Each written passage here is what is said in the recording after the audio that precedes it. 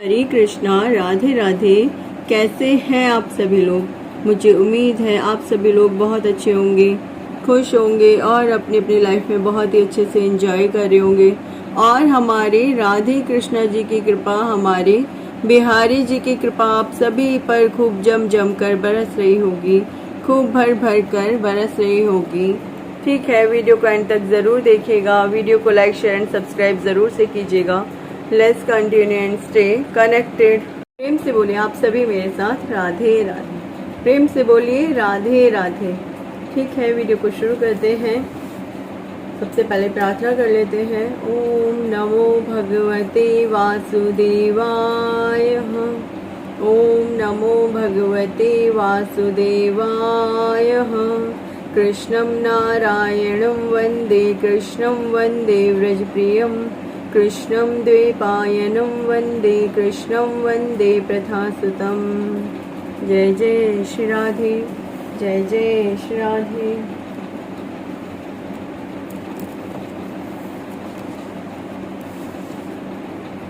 अथ पंचमो अध्याय। विदुर जी का प्रश्न और मैत्रेय जी का सृष्टि क्रम वर्णन। श्री सुखदेव जी कहते हैं, परम ज्ञानी मैत्रेय मुनि हरिद्वार क्षेत्र में विराजमान थे। भगवत भक्ति से शुद्ध हृदय वाले विदुर जी उनके पास जा पहुँचे और उनके साधु स्वभाव से आप्यायित होकर उन्होंने पूछा। विदुर जी ने कहा, भगवान, संसार में सब लोग सुख के लिए कर्म करते हैं, परंतु उनसे ना तो उन्हें सुख ही मिलता है और ना उनका दुख ही दूर होता है, बल्कि उससे भी उनके दुख की वृद्धि ही होती है। अतः इस विषय में क्या करना उचित है, यह आप मुझे कृपा करके बतलाइए। जो लोग दुर्भाग्यवश भगवान श्री कृष्ण से विमुख, अधर्म परायण और अत्यंत दुखी हैं, उन पर कृपा करने के लिए ही आप जैसे भाग्यशाली भगवत भक्त संसार में विचरा करते हैं। साधु शिरोमणि, आप मुझे उस शांतिप्रद साधन का उपदेश दीजिए जिसके अनुसार आराधना करने से भगवान अपने भक्तों के भक्तिपूत हृदय में आकर विराजमान हो जाते हैं और अपने स्वरूप का अपरोक्ष अनुभव कराने वाला सनातन ज्ञान प्रदान करते हैं। त्रिलोकी के नियंता और परम स्वतंत्र श्री हरि अवतार लेकर जो लीलाएं करते हैं, जिस प्रकार अकर्ता होकर भी उन्होंने कल्प के आरंभ में इस सृष्टि की रचना की, जिस प्रकार से स्थापित कर वे जगत के जीवों की जीविका का विधान करते हैं, जिस प्रकार इसे अपने हृदयाकाश में लीन कर वृत्ति शून्य हो योग माया का आश्रय लेकर शयन करते, और जिस प्रकार वे योगेश्वरेश्वर प्रभु एक होने पर भी इस ब्रह्मांड में अंतर्यामी रूप से अनुप्रविष्ट होकर अनेकों रूप में प्रकट होते हैं, वह सब रहस्य आप हमें समझाइए। ब्राह्मण, गौ और देवताओं के कल्याण के लिए जो अनेकों अवतार धारण करके लीला से ही नाना प्रकार के दिव्य कर्म करते हैं, वे भी हमें सुनाइए। यशस्वियों के मुकुटमणि श्री हरि के लीलामृत का पान करते करते हमारा मन तृप्त नहीं होता। देखिए, एक ना बात बहुत ही ज़्यादा सही है। यदि कोई वाक्य में भगवत भक्त, वाक्य में से मेरा मतलब है जो जिसकी बहुत ज़्यादा आस्था है श्री कृष्ण भगवान के प्रति, श्री विष्णु भगवान के प्रति, उन्हें भगवत भक्त बोलते हैं। ठीक है, अब आप कहोगे उन्हें भगवत भक्त क्यों बोलते हैं, भगवान तो और भी हैं। देखिए, मैं आपको यही बात बार बार समझाना चाहती हूँ। ईश्वर माना देवी देवता सभी हैं, परंतु एक जो परम ईश्वर, परमेश्वर यानी परम पिता परमेश्वर यानी भगवान जो है ना, वो स्वयं साक्षात श्री कृष्ण भगवान, या फिर आप उन्हें विष्णु भगवान कहिए, या फिर आप उन्हें विष्णु बिहारी जी कहिए, या फिर श्री राम जी कहिए, वही है। ठीक है, और इसलिए उन्हें भगवत भक्त, भगवान के भक्त यानी भगवत भक्त। ठीक है, तो हमें यह भी सुनाइए कि उनके समस्त लोकपतियों के स्वामी श्री हरि ने, देखिए, क्योंकि मैं भागवत कथा बोल रही हूँ, इसलिए मैं जो सत्य है वही बोलूँगी। आप कृपा करके बुरा ना मानिएगा। आप अपने अपने ईश्वर, जिस किसी को भी मानते हैं, आप उनसे लगा लीजिएगा। आप जिस किसी को भी मानते हैं, कोई शिव बाबा को मानता है, कोई हनुमान जी को मानता है, ऐसा नहीं है मैं शिव बाबा को नहीं मानती। शिव बाबा बोल रही हूँ तो सोचिए, बाबा मानती हूँ उन्हें, हमेशा से माना है और आज भी मानती हूँ। हनुमान जी, क्योंकि श्री राम जी के परम भक्त वही हैं, परम वैष्णव वही हैं, परम है ना, तो मैं उनको क्यों नहीं मानूंगी। हम भक्तों के आराध्य हैं। वो सर्वश्रेष्ठ भक्त कौन है? श्री हनुमान जी तो हैं, तो मैं उनको क्यों नहीं मानूंगी? और जो शिव बाबा हैं वो भी वैष्णव भक्तों में परम श्रेष्ठ भक्त हैं वही, ठीक है। और जो माता रानी है, आपको क्या लगता है जितने भी देवी देवता हैं, जितने भी देवी देवता हैं, वो किसको पूजते हैं? साक्षात स्वयं श्री हरि विष्णु भगवान को, श्री कृष्ण भगवान को वो पूजते हैं। वो उनके आराध्य देव हैं, ठीक है। देखिए, मैं तो जो है एक सत्य वो आपके सामने हमेशा, अब आप कहोगे मैं क्योंकि कृष्ण भगवान को बहुत ज़्यादा मानती हूँ इसीलिए मैं उनके गुणों का बखान कर रही हूँ। मैं सत्य कह रही हूँ, इस बात को सत्य बता रही हूँ मैं। इससे पहले मैं पिछले 3 साल पहले मैं श्री कृष्ण भगवान को बिल्कुल मानती ही नहीं थी। भगवत कथा मेरे हाथ में है, ठीक है। सन 2022 नहीं, जब कोरोना काल आया था तब की बात है। आई थिंक 2020 में कोरोना काल आया था और अभी 2023 चल रहे हैं, तो 2020 के अप्रैल से मैंने उन्हें मानना स्टार्ट किया था। हाँ जी, मुझे सब एज इट इज़ याद है मैंने क्यों मानना शुरू किया था, क्योंकि मैं बहुत डर गई थी, बहुत ज़्यादा डिप्रेशन में आ गई थी। और इस हद तक डर गई थी कि वो डर ना चरम पे पहुंच गया था। उस डर की कोई पराकाष्ठा नहीं रह गई थी। जस्ट लाइक पैरालाइज हो जाता है ना एक इंसान, कुछ इस टाइप की मेरी कंडीशन हो गई थी। मैं बेड से नहीं उठ पा रही थी। तो मैं कृष्ण भगवान के सामने गई मुझसे, क्योंकि कुछ समय पहले ही इस बात पे मेरी पंडित जी से बात हुई थी। तो पंडित जी, आपने कभी नोटिस किया होगा, पंडित जी हमेशा श्री कृष्ण भगवान की, श्री विष्णु भगवान की या लड्डू गोपाल की, इन्हीं की विग्रह मंगवाते हैं या श्री राम जी का विग्रह मंगवाते हैं। कभी ये नहीं कहते वो कि आप जाकर के शिव बाबा की या फिर माता रानी की विग्रह ले आओ, कभी नहीं कहा उन्होंने। और इस बात पे मेरी उनसे बात हुई थी। मैंने कहा पंडित जी आप ऐसे क्यों कह रहे हैं, भगवान तो वो भी हैं। तो उन्होंने, देखिए जो सत्य उन्होंने मुझसे कहा था ना, वो मैं आपको बता रही हूँ।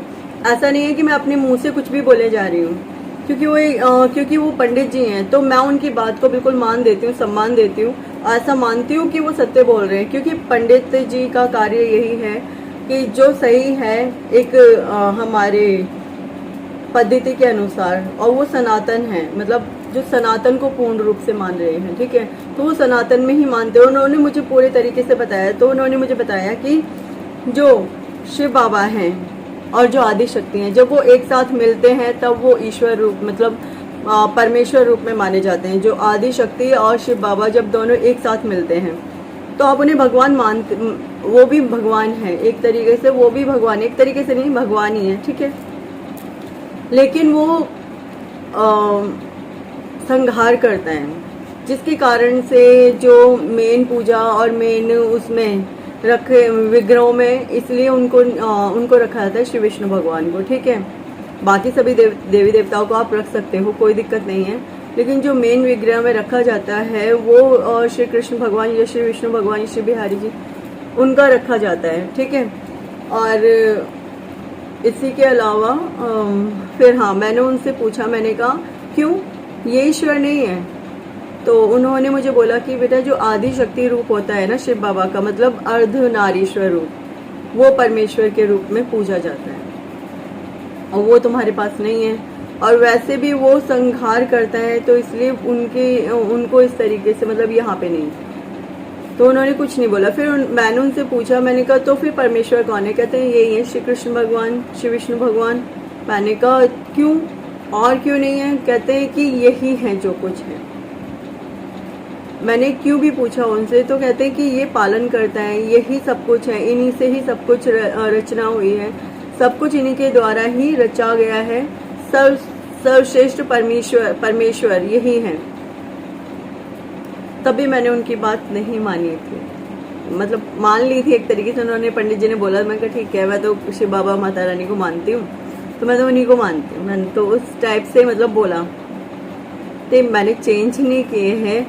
पता है क्या होता है, जब माता रानी और शिव बाबा आपसे प्रसन्न हो जाएंगे ना, बहुत ज़्यादा, मतलब वो आपसे बहुत ज़्यादा खुश हो जाएंगे, सपोज बहुत ज़्यादा वो आपकी भक्ति से प्रसन्न हो गए, तो वो स्वयं ही आपको श्री कृष्ण भगवान के चरणों में पहुंचाते हैं। जो मैंने खुद से नोटिफाई किया ना एक एक चीज़ को, वो मैं आपको बता रही हूँ। जब वो आपसे बहुत ज़्यादा प्रसन्न हो जाएंगे ना, तो वो स्वयं ही आपको श्री कृष्ण भगवान के चरणों की सेवा प्रदान करेंगे। हाँ जी, शिव बाबा और माता रानी ही आपको उनके चरणों की सेवा प्रदान करेंगे। फिर उसके बाद जब, लेकिन तरीका अलग अलग होता है। ऐसे नहीं है कि वो प्रसन्न हो गए, सपने में आएंगे, जाओ बस अब तुम जाकर के श्री राम जी की या श्री कृष्ण भगवान की या श्री विष्णु भगवान की पूजा प्रारंभ कर दो, जाओ बस मैं तुम्हें आशीर्वाद देता हूँ या देती हूँ। ऐसा नहीं होगा।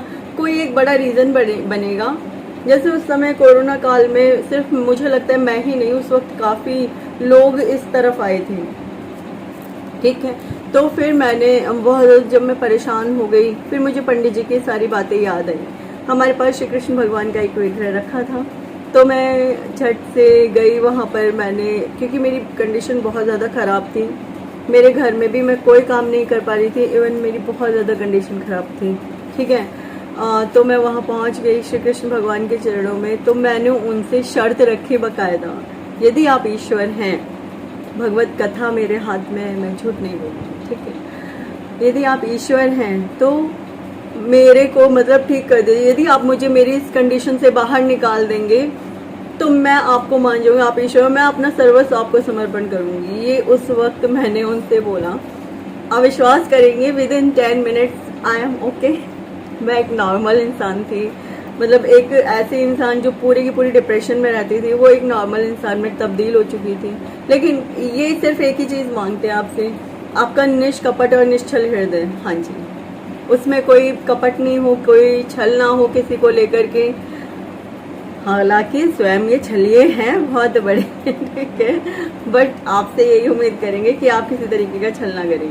लेकिन हाँ, जहाँ बात छल करने की, सपोज कोई आपको बहुत तंग कर रहा है या कोई बहुत परेशान कर रहा है, तो ये नहीं मना करेंगे, ये कहेंगे ठीक है भाई, तुम जाओ, जैसे तुम निपट सकते हो वैसे निपटो। लेकिन हम क्या कहते हैं, कहना आप जानो आपका जाने काम, हम आपके शरण में पड़े हुए हैं, आप निकालो, हमें कैसे निकालो। तो ठीक है, कुछ इस टाइप से। चलिए मैं आगे बढ़ती हूँ। तो मैं आपको वही बता रही हूँ कि मैंने जो प्रैक्टिकली किया है, जो मैंने प्रैक्टिकल देखा है और जो किया है वो, और ये नहीं मैंने सिर्फ अपने साथ, ऐसे कई लोग भी हुए हैं मेरी ही तरीके से, और वो इसी चीज़ से है ना बाहर निकले हैं। रिव्यू तो मैं उन लोगों के नहीं दे सकती आप लोगों को, क्योंकि कोई भी नहीं चाहता कि वो सामने इस तरीके से फेस करे कोई भी चीज़, ठीक है। तो रिव्यूज़ तो मैं आप लोग सॉरी बोल रही हूँ मैं इस तरीके से, आप लोगों को उन लोगों के नहीं दे सकती हूँ, बट हाँ ये सच है, मैं जो कुछ बोल रही हूँ वो सच बोल रही हूँ, ठीक है। आगे बढ़ते हैं। हमें यह भी सुनाइए कि उन समस्त लोकपतियों के स्वामी श्री हरि ने इन लोकों, लोकपालों और लोकालोक पर्वत से बाहर के भागों को, जिनमें ये सब प्रकार के प्राणियों के अधिकार अनुसार भिन्न भिन्न भेद प्रतीत हो रहे हैं, किन तत्वों से रचा है।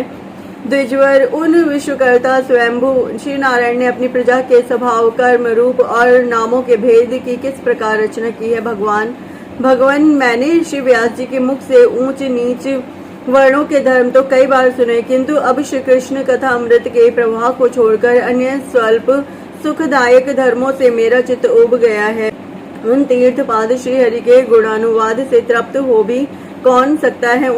उनका तो नारद आदि महात्मागण भी आप जैसे साधुओं के समाज में कीर्तन करते हैं, तथा जब ये मनुष्यों के कर्ण रंध्रों में प्रवेश करते हैं तब उनकी संसार चक्र में डालने वाली घर गृहस्थी की आसक्ति को काट डालते हैं। भगवान, आपके सखा मुनिवर कृष्ण द्वैपायन ने भी भगवान के गुणों का वर्णन करने की इच्छा से ही महाभारत रचा है।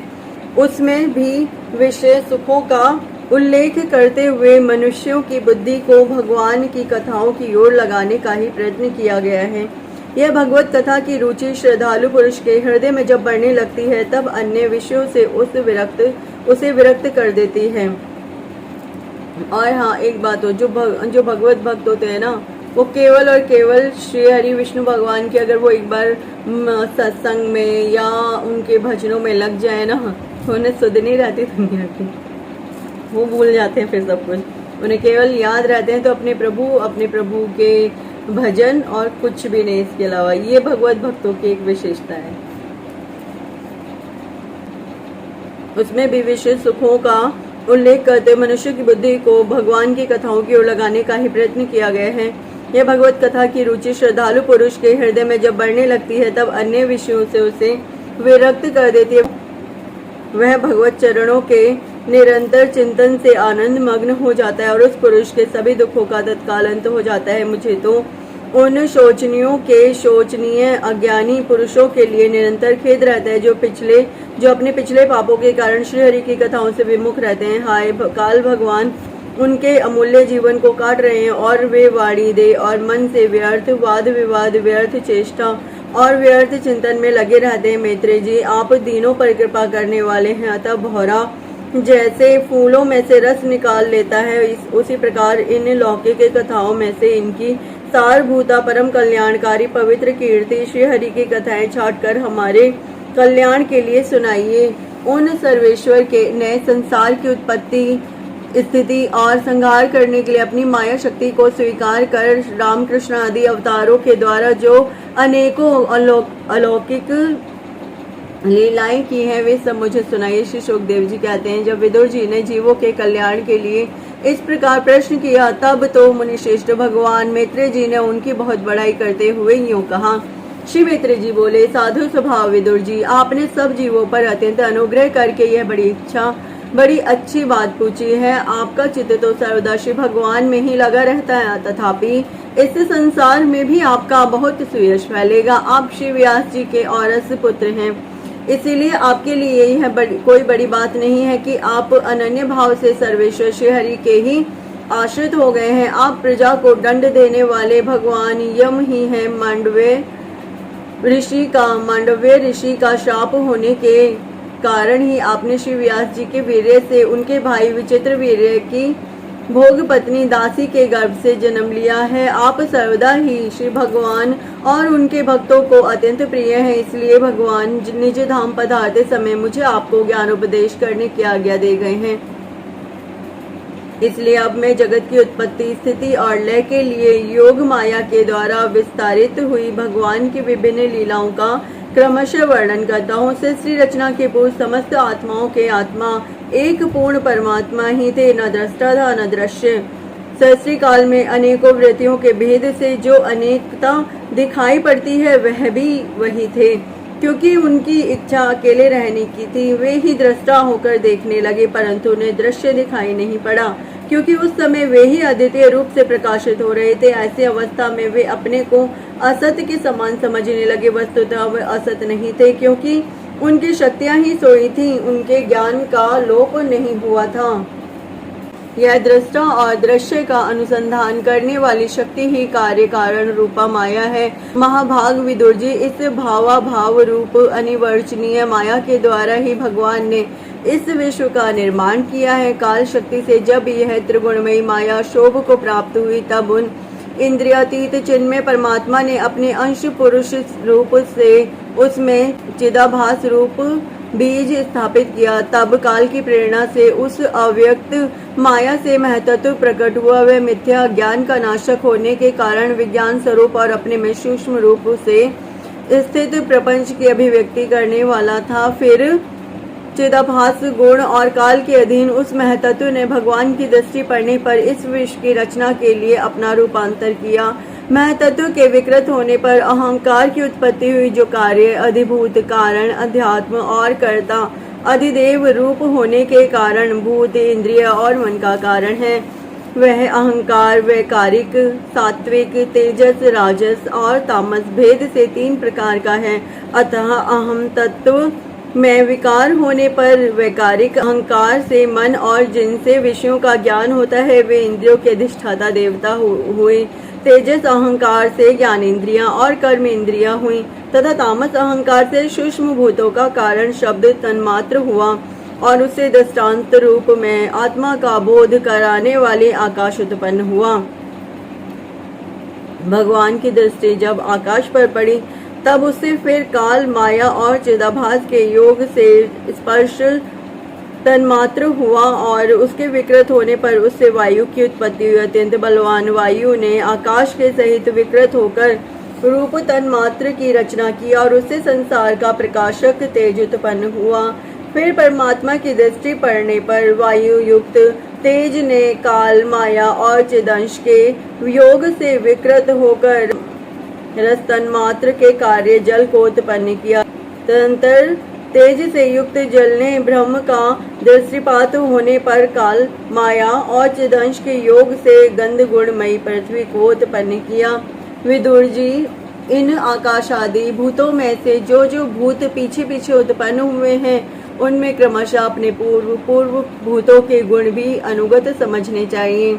यह महतत्व आदि के अभिमानी, विकार, विक्षेप और चेतनांश विशिष्ट देवगण श्री भगवान के ही अंश है, किंतु पृथक पृथक रहने के कारण जब वे विश्व रचना रूप अपने कार्य में सफल नहीं हुए तब हाथ जोड़कर भगवान से कहने लगे। देवताओं ने कहा, देव, हम आपके चरण कमलों की वंदना करते हैं। ये अपनी शरण में आए हुए जीवों का ताप दूर करने के लिए छत्र के समान हैं तथा इनका आश्रय लेने से यतिजन अनंत संसार दुख को सुगमता से ही दूर फेंक देते हैं। जगत कर्ता जगदीश्वर, इस संसार में ताप त्रय से व्याकुल रहने के कारण जीवों को जरा भी शांति नहीं मिलती। इसीलिए भगवान, हम आपके चरणों की ज्ञानमयी छाया का आश्रय लेते हैं।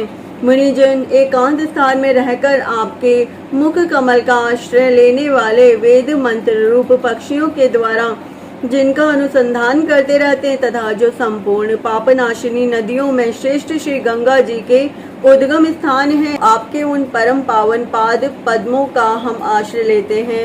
हम आपके चरण कमलों की उस चौकी का आश्रय ग्रहण करते हैं जिससे भक्तजन श्रद्धा और श्रवण कीर्तनादि रूप भक्ति से परिमार्जित अंतःकरण में धारण करके वैराग्य पुष्ट ज्ञान के द्वारा परम धीर हो जाते हैं। ईश, आप संसार की उत्पत्ति, स्थिति और संहार के लिए ही अवतार लेते हैं, अतः हम सब आपके उन चरण कमलों की शरण लेते हैं जो अपने स्मरण करने वाले भक्त जनों को अभय कर देते हैं। जिन पुरुषों का देह, गेह तथा उनसे संबंध रखने वाले अन्य तुच्छ पदार्थों में अहमता, ममता का दृढ़ दुराग्रह है, उनके शरीर में आपके अंतर्यामी रूप से रहने पर भी जो अत्यंत दूर हैं, उन्हीं आपके चरण अरविंदों को हम भजते हैं। परम यशस्वी परमेश्वर, इंद्रियों के विषयाभिमुख रहने के कारण जिनका मन सर्वदा बाहर ही भटका करता है, वे पामर लोग आपके विलासपूर्ण पाद विन्यास की शोभा के विशेषज्ञ भक्तजनों का दर्शन नहीं कर पाते। इसी से वे आपके चरणों से दूर रहते हैं। देव, आपके कथामृत का पान करने से उमड़ी हुई भक्ति के कारण जिनका अंतःकरण निर्मल हो गया है, वे लोग वैराग्य ही जिसका सार है ऐसा आत्मज्ञान प्राप्त करके अनायास ही उनके वैकुंठ धाम को चले जाते हैं। दूसरे धीर पुरुष चित्त निरोध रूप समाधि के बल से आपकी बलवती माया को जीतकर आप में ही लीन हो जाते हैं, पर उन्हें श्रम बहुत होता है, किंतु आपकी सेवा के मार्ग में कुछ भी कष्ट नहीं होता। आदिदेव, आपने सृष्टि रचना की इच्छा से हमें त्रिगुण में रचा है, इसलिए विभिन्न स्वभाव वाले होने के कारण हम आपस में मिल नहीं पाते और इसी से आपकी क्रीड़ा के साधन रूप ब्रह्मांड की रचना करके उसे आपको समर्पण करने में असमर्थ हो रहे हैं। अतः जन्म रहित भगवान, जिससे हम ब्रह्मांड रचकर आपको सब प्रकार के भोग समय पर समर्पण कर सके तथा जहाँ स्थित होकर हम भी अपनी योग्यता के अनुसार अन्न ग्रहण कर सके तथा ये सब जीव भी सब प्रकार की विघ्न बाधाओं से दूर रहकर हम और आप दोनों को भोग समर्पण करते हुए अपना अपना अन्न भक्षण कर सके, ऐसा कोई उपाय कीजिए। आप निर्विकार पुराण पुरुष ही अन्य कार्य वर्ग के सहित हम देवताओं के आदि कारण हैं। देव पहले आप अजन्मा ही ने सतत्वादि गुण और जन्मादि कर्मों की कारण रूपा माया शक्ति में चिदाभास रूप वीर्य स्थापित किया था। परमात्मा देव महतत्व आदि रूप हम देवगण जिस कार्य के लिए उत्पन्न हुए हैं उसके संबंध में हम क्या करें। देव, हम पर आप ही अनुग्रह करने वाले हैं, इसलिए ब्रह्मांड रचना के लिए आप हमें क्रिया शक्ति के सहित अपनी ज्ञान शक्ति भी प्रदान कीजिए।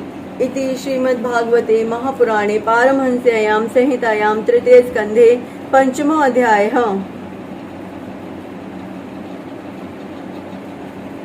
तो आपको समझ में ये बात तो आई होगी कि केवल और केवल श्री हरि विष्णु भगवान ही है जो जगत के पालन करता है। श्री कृष्ण भगवान, श्री विष्णु भगवान, श्री राधे कृष्णा जी है ना, श्री राम जी, श्री बिहारी जी, ये जगत के पालन करता है। जिस प्रकार हमारे पिताजी हमें पालते पोसते हैं ना, माता क्या करती है, हमें जन्म देती है और हमारा ध्यान रखती है, परंतु पिताजी क्या करते हैं, पिताजी हमारा पालन करते हैं, है ना। यदि वो पालन नहीं करेंगे, हमारे लिए जीविका उपार्जन के लिए पैसे नहीं कमा के लाएंगे, वो हमारे लिए जीविका नहीं कमा के लाएंगे और घर में ऐसे ही रहेंगे, तो क्या हमारा काम चल सकेगा? नहीं चल सकेगा ना। तो इसी प्रकार से सृष्टि की रचना करने वाले ब्रह्मदेव हैं जो हमें यहाँ पर पैदा करके भेजते हैं, ठीक है, क्योंकि विश्व विष्णु भगवान जी ने ब्रह्मदेव को ये कार्य सौंपा है, ठीक है। और इसी के अलावा जो श्री विष्णु भगवान है वो इस जगत के पालन करता है, परंतु जो शिव बाबा है वो क्या है, वो संहार करता है ना। और ऐसा नहीं है, शिव बाबा अपने आप में वो भी ईश्वर हैं। देखिए मैं ये कहूँगी, ईश्वर वो भी हैं और ये भी हैं। आप जिस किसी को भी पूछते हैं पूरे मन से, पूरे ध्यान से और अपना पूरे मन से उन्हें पूजे, तो पूरे तन मन धन से, मतलब कोई श्रद्धा में कमी, कोई कसर न रह जाए। और एक बात ध्यान रखिए, यदि आप श्री विष्णु भगवान, श्री कृष्ण भगवान, श्री राधे कृष्ण, श्री बिहारी जी, श्री राम जी की सेवा में आते हैं ना, और यदि आप शिव बाबा और माता रानी को मानते हैं और फिर अब आप टैपन करके श्री कृष्ण भगवान की सेवा में आते हैं, तो निश्चिंत हो जाएगी। ये स्वयं शिव बाबा और माता रानी आपको आगे भेजते हैं कि अब आगे तुम्हारा नंबर यहाँ पे है ठीक है। तो इससे ज्यादा परेशान मत होइए इस विषय में, क्योंकि मेरे साथ स्वयं ऐसे हुआ है। पहले मैं माता रानी शिव बाबा को बहुत ज्यादा मानती, आज भी मानती हूँ, आज भी बहुत मानती हूँ, पूरे तरीके से मानती, परंतु ये है कि अब श्री कृष्ण भगवान में मेरी जो एक प्रेमा भक्ति थी ना, वो पूर्ण रूप से बढ़ गई है, दृढ़ हो गई। वो मैंने नहीं किया। देखो श्री कृष्ण भगवान ही है जो हमारा चुनाव करते हैं, हम कोई नहीं होते हैं कि हम चुनाव करें कृष्ण भगवान का। इतनी हम में सामर्थ्य नहीं है। देखिए इतनी सामर्थ्य हम में नहीं है। ये सामर्थ्य जगाने वाले या हमें चुनने वाले स्वयं हमारे ईश्वर हैं, हमारे ईष्ट हैं। हम कोई भी नहीं है, हम कुछ भी नहीं है, हम बिल्कुल निरर्थक हैं। कोई अर्थ नहीं है, हमारा कोई अस्तित्व नहीं है। यदि अस्तित्व है, यदि कोई अर्थ है, तो वो श्री विष्णु भगवान का है, श्री कृष्ण भगवान का है, श्री राम जी का है, श्री बिहारी जी का है। हम तो बस उनके अंश मात्र हैं, वो भी बहुत ही ज्यादा सूक्ष्म, ठीक है ना। तो प्रेम से भजते रहिए। हरे कृष्णा कृष्ण कृष्ण हरे हरे, हरे राम राम राम हरे हरे। चलिए इसी बात पे एक बार भजन हो जाए, है ना। मेरा बहुत मन कर रहा है आज भजन करने का, ठीक है। हरे कृष्णा कृष्णा कृष्णा हरे हरे, हरे राम राम राम हरे हरे, हरे कृष्णा कृष्णा कृष्णा हरे हरे, हरे राम राम राम हरे हरे, हरे कृष्णा कृष्ण कृष्ण हरे हरे, हरे राम राम राम हरे हरे, हरे कृष्णा कृष्ण कृष्ण हरे हरे, हरे राम राम राम हरे हरे, हरे कृष्णा कृष्ण कृष्ण हरे हरे, हरे राम राम राम हरे हरे, हरे कृष्णा कृष्ण कृष्ण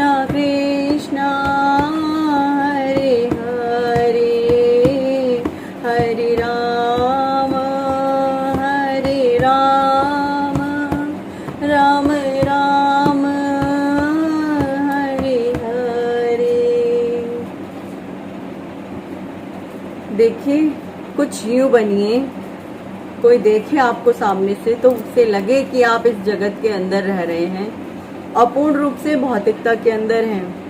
परंतु आप और आपके ईश्वर को पता होना चाहिए कि अब आपका इस जगत से कोई लेना देना नहीं बचा है। ठीक है ना? केवल और केवल हमारे ईश्वर को पता होगा कि हमारा इस जगत से कोई लेना देना नहीं बचा है। परंतु लोगों को क्या लगेगा? ये तो आज भी इसी जगत में रहते हैं। अब देखिए, मृत्यु तो समय पे ही आएगी ना। किसी की मृत्यु ऐसे तो नहीं है कि बस आ गई, है ना। मृत्यु तो जब आनी है वो अपने सही समय पर ही आएगी। परंतु रहना इस जगत में ही पड़ेगा, इस जगत से बाहर भी नहीं जा सकते हैं। गृहस्थी का भी हमें पालन करना ही होगा। गृहस्थी के पालन किए बिना भी हमें कहीं मोक्ष नहीं मिलने वाला है। ये ध्यान, कुछ लोग कहते हैं कि हमारा मन नहीं लग रहा है गृहस्थी में, हम यहाँ से चले जाना चाहते हैं। ईश्वर ने आपको भेजा है गृहस्थी के अंदर, उसका अच्छे से निर्वाह कीजिए।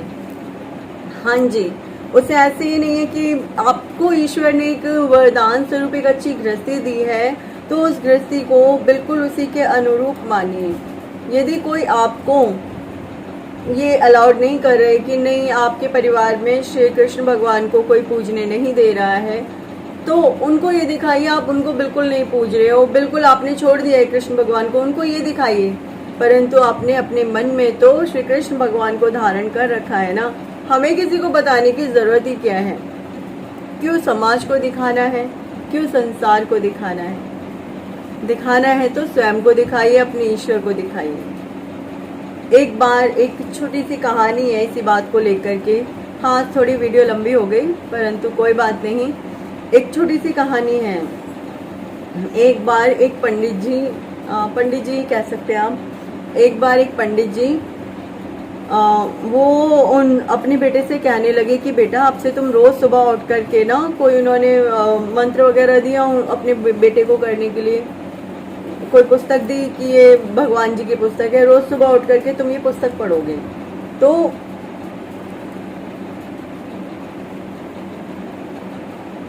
उन्होंने वो पुस्तक उसे दी कि रोज सुबह उठ करके तुम ये पुस्तक पढ़ोगे। अब बेटे ने कहा ठीक है। अब सुबह के समय बिल्कुल 4 बजे सब सो रहे थे, केवल और केवल वो बेटा उठ करके, वो लड़का उठ करके वो रोज सुबह वो पुस्तक पढ़ता था। 10 दिन 11 दिन के करीब बीत गए तो फिर उसने अपने पिता से कहा, पिताजी मैं सुबह सुबह उठ करके ये पुस्तक पढ़ता हूँ, परंतु कोई देखता तो है ही नहीं कि मैं ये पुस्तक पढ़ रहा हूँ, या कोई सुनने तो बैठता ही नहीं है। तो पिताजी ने कहा कि बेटा, आप ये किसी को दिखाने के लिए नहीं कर रहे हो, आप जो कुछ कर रहे हो वो स्वयं के लिए कर रहे हो। तो कहने का अर्थ ये है कि यदि कोई आपके खिलाफ है कि नहीं, आप कृष्ण भगवान की भक्ति नहीं करोगे, आपको नहीं करनी है, तो आपको क्या करना है? आपको सिर्फ इतना करना है कि अपने ईश्वर को अपने मन में धारण करके रखिए पूर्ण रूप से। किसी को बताइए ही मत कि आपने कृष्ण भगवान को धारण किया है अपने मन के अंदर, और कृष्ण भगवान ने हमें धारण कर लिया अपने मन के अंदर। हम तभी धारण कर सकते हैं जब उन्होंने हमें धारण कर लिया, अगर अपने मन के अंदर, ठीक है ना। यदि उनके हृदय में हमें प्रवेश मिल गया तभी हम उनको अपने हृदय में रख पाएंगे, ये ध्यान रखना, ठीक है। तो अपने हृदय में बिल्कुल इस तरीके से दरवाजा हृदय का बंद कर लो कि कोई देख ही ना सके कि आपके हृदय में आपके ईश्वर, आपके श्री कृष्ण भगवान, श्री राधे कृष्ण जी, श्री बिहार जी, श्री विष्णु भगवान जी निवास कर रहे हैं, ये किसी को पता ही ना रहे, ठीक है ना। क्यों हमें दुनिया को बताना है? क्यों हमें किसी को बताना है? हमें किसी को नहीं बताना है। यदि हमारे सब खिलाफ हैं इस चीज को लेकर के, तो हमें किसी को भी ना बता करके अपनी भक्ति चुपचाप करनी है। एक समय आएगा जब ईश्वर हमारा साथ देंगे। अहंकार को ये सोचना बंद कर दीजिए कि मुझे दुनिया को बताना है या मुझे किसी को बताना है। क्यों बताना है? मेरा आप लोगों से एक प्रश्न ये है कि क्यों बताना है? मत बताइए, चुप रहिए।